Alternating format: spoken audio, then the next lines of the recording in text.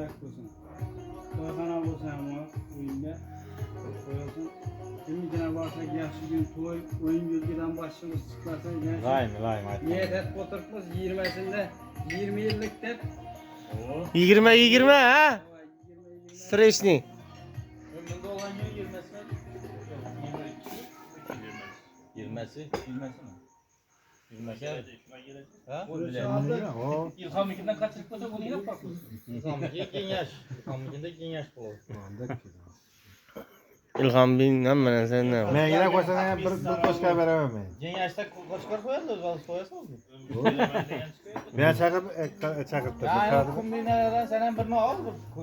Kana 15'inde bir koçkar yine. Ben Resul Zoran bilen bir de kabile oluyor mu zaten? Ha.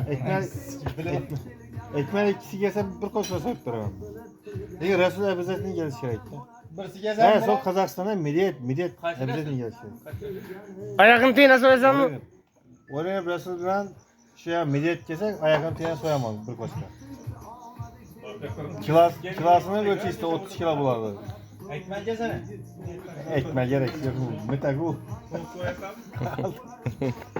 La kamera şu mu zaten? Ya. Ben Suriye Panarı yakıp oturup çüyle gezin Ne kadar olur? Nur yağılsın değil. Ben bile de kaçan ziyafet verişin İlhamam.